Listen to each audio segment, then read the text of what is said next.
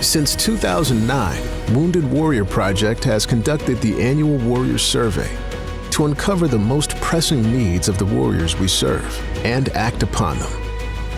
The data informs all Wounded Warrior Project programs, services, and initiatives.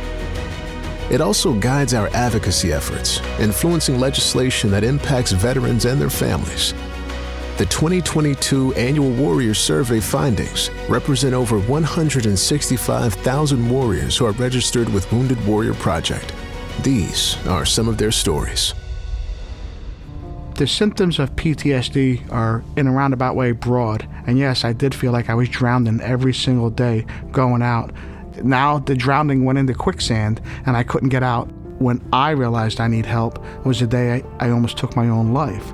Mental health issues continue to be leading challenges for warriors. 76% reported PTSD, 76% reported anxiety, and 74% reported depression. And over 1 in 4 have had suicidal thoughts in the past 12 months. Of those warriors, 72% reported having them in the past 2 weeks. I had to first say, hey, my name is Christopher J. Hoff and I need help. That's the hardest sentence I ever had to say in my life. But once I said it, the doors opened for me and I'm here.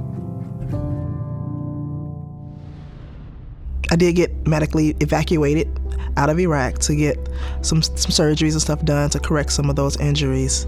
Coming back after getting out of the military and dealing with pain on a daily basis isn't ideal. It is sometimes debilitating. It kind of puts you in a mood sometimes where I don't feel like getting up in the morning. I don't feel like getting out of bed.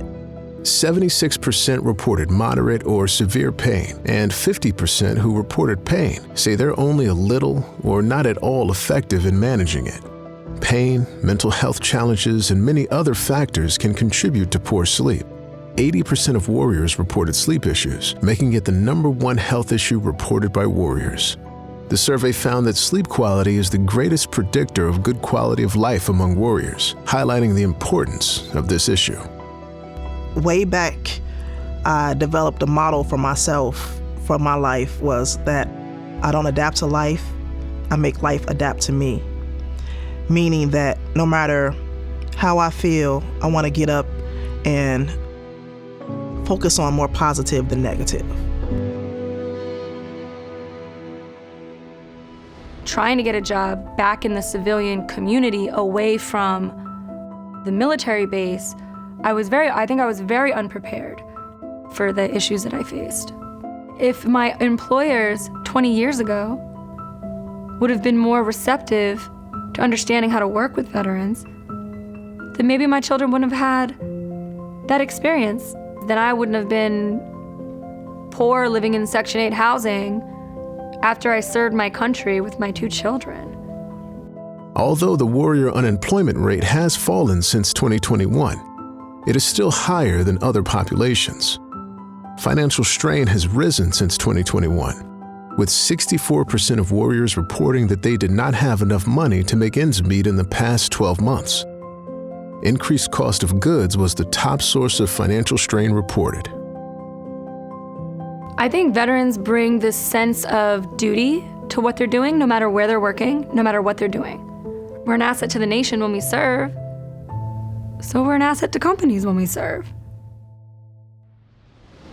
I was in the U.S. Army from 1999 until 2014. Coming home, everybody expected me to be the same person, and I just wasn't. Sometimes we tend to isolate because we don't have to, pretend to be something that we're just not wanting to be at that present moment. Many warriors struggle to find connection and camaraderie again after service. 78% reported that they feel isolated, and 66% reported being lonely. The survey found that social support is associated with lower rates of suicidal ideation, highlighting the importance of peer connection. I think it's It's important to connect with other warriors because it helps bring down some of the anxiety and depression, because you're around individuals who, although they may not have the same experiences and jobs as you had in the military, they understand. They can relate. These statistics are more than just numbers. They represent the hardships faced by wounded warriors every day. We share their stories to ensure their voice never falls silent, and to urge those who can make a difference to do what's right. Download the full report at annualwarriorsurvey.com.